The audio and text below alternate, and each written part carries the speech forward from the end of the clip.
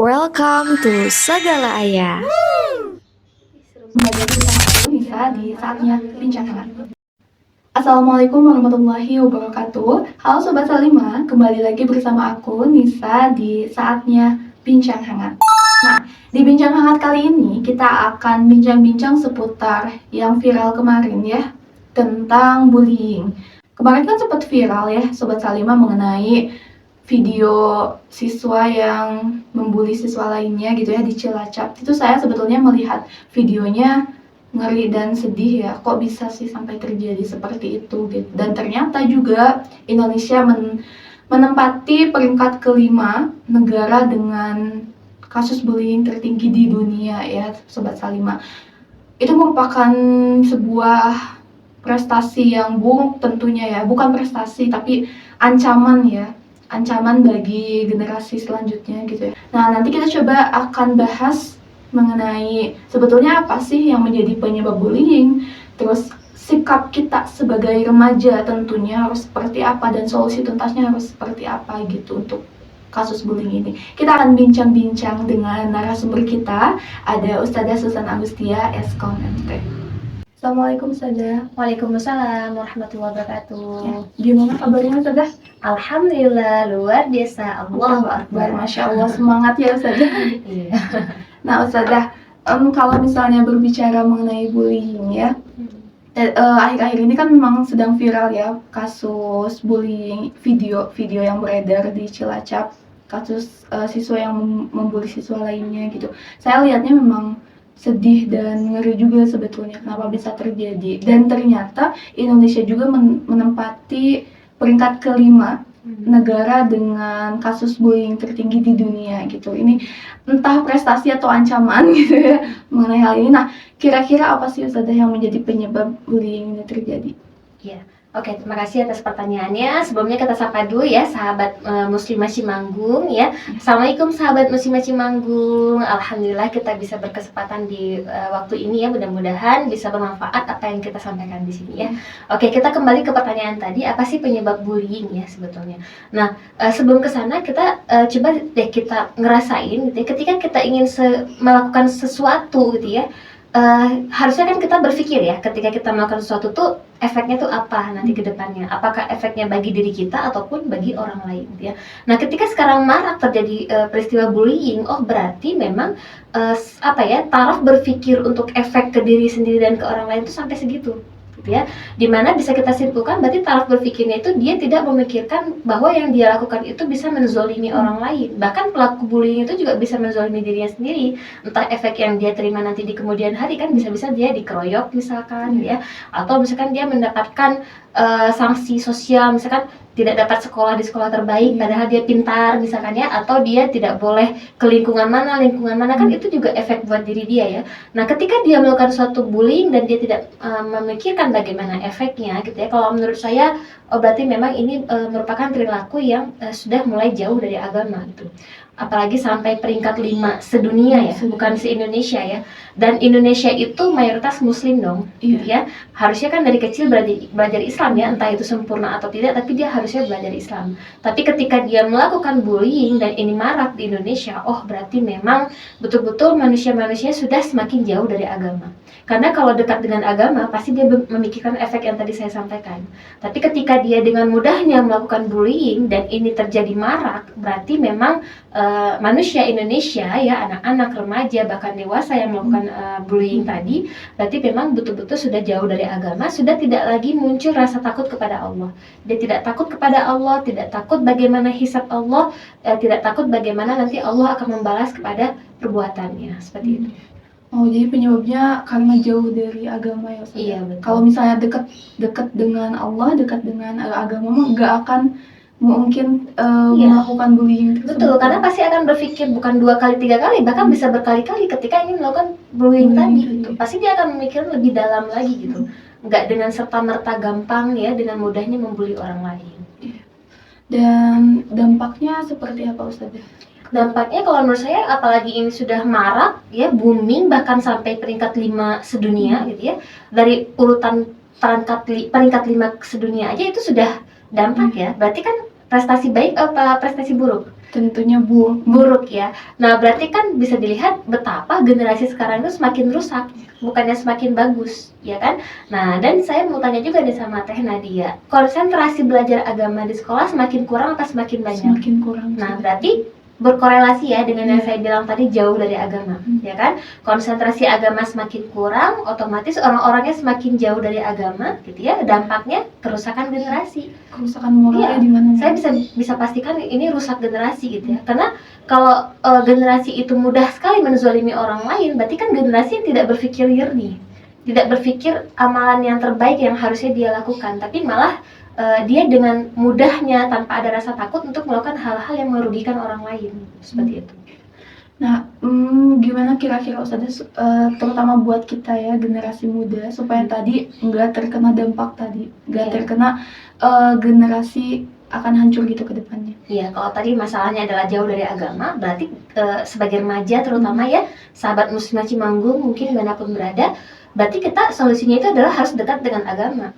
Ya, sekarang kondisinya orang-orang itu jauh dari agama, berarti gimana caranya dekat dong dengan agama biar menjadi solusi ya. Nah, cara dekat dengan agama apa? Berarti harus terus senantiasa mengkaji Islam, gitu ya. Nggak cukup belajar Islam itu cuma dari konsentrasi pelajaran sekolah aja, gitu ya. Misalkan di sekolah ada pelajaran PAI, gitu ya, BTQ, terus apalagi ya. Kalau yang sekolah madrasah tuh kan ada fikih, akidah Islam, gitu ya, akhlak dan lain sebagainya.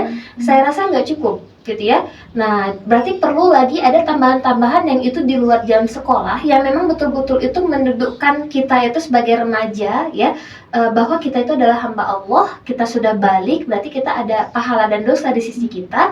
Berarti apapun tindak tanduk yang kita lakukan itu harus selalu kita senantiasa pikirkan, dan Allah akan membalas itu, gitu ya. Ketika kita melakukan amalan kebaikan, Allah akan balas dengan kebaikan pula. Ketika kita melakukan amalan yang buruk, maka Allah akan balas juga dengan keburukan, yaitu diberikannya dosa oleh Allah, seperti itu. Jadi harus lebih dekat lagi dengan agama, mengkaji Islam itu harus lebih intensif lagi, gitu, seperti itu.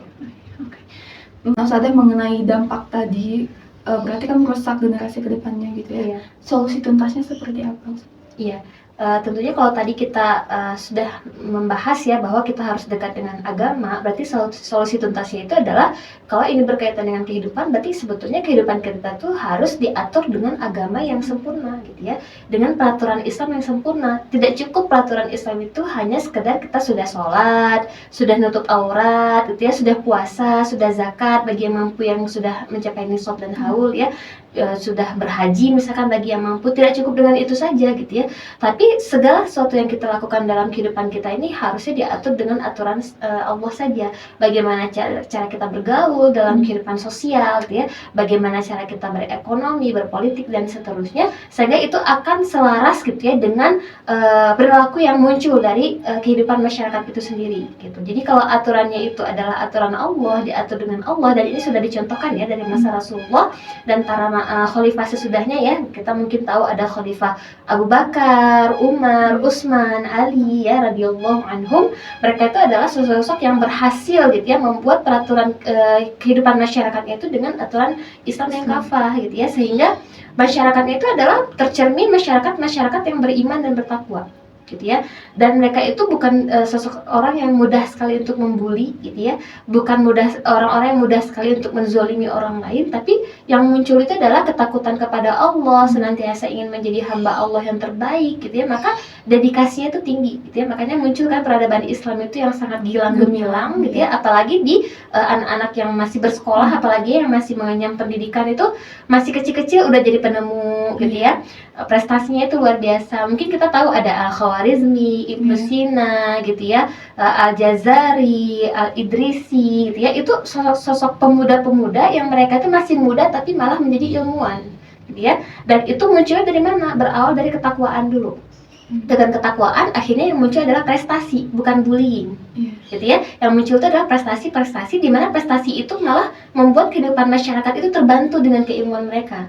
Kalau bullying kan masyarakat itu kan jadi terhambat ya mau melakukan apapun. Tapi kalau dengan prestasi malah memudahkan orang lain gitu ya, untuk berobat gitu ya, dan keilmuan-keilmuan yang lainnya itu muncul dari orang-orang yang tadi beriman dan bertakwa kepada Allah, mendedikasikan diri kepada Allah. Maka yang muncul adalah manfaat yang besar untuk masyarakat yang luas, bukannya membuli gitu ya, seperti itu. Berarti ini seperti hubungan sebab akibat ya Ustazah. Iya. Kalau ya sekarang jauh dari agama ya buktinya akibatnya generasi jadi rusak gitu. Iya, Bullying betul. tadi kalau misalnya ya berkaca pada masa kekhalifahan kan tadi ya, dengan ketakwaan ya nantinya ke Generasi prestasi gemilang. gitu. Generasi itu yang malah gemilang, generasi iya. gemilang. Dan kita bisa rasakan keilmuan dari masa Islam zaman dulu, sekarang tuh kita rasakan gitu ya. Iya. Saya sendiri juga kan di dunia pendidikan ya, teknologi apalagi gitu ya, itu terasa sekali bahwa dasar-dasar ilmu teknologi gitu ya, keilmuan itu dari Islam semuanya, dan itu lahir dari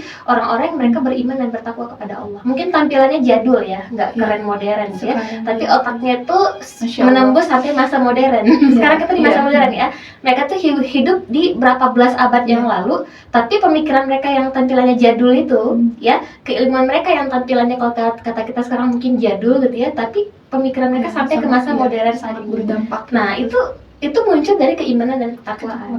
Bukankah kita menginginkan generasi yang seperti itu gitu ya? Iya. Yang nanti kalau mereka itu misalkan udah berdedikasi tinggi dalam hidupnya gitu ya, ketika mereka sudah meninggal gitu ya, nanti generasi sudah mereka itu masih merasakan manfaat dari keilmuan mereka gitu. Harusnya kan seperti itu ya, kan itu akan menjadi pahala jariah yang terus mengalir sampai hari kiamat, tidak akan pernah putus gitu ya. Gitu. Tadi menjadi pertanyaan penutup kita ya Ustazah. Silakan Ustazah, barangkali ada closing statement Iya. untuk Sobat Salimah. Ya, sahabat muslimah Cimanggung, sahabat Salimah yang saya cintai gitu ya.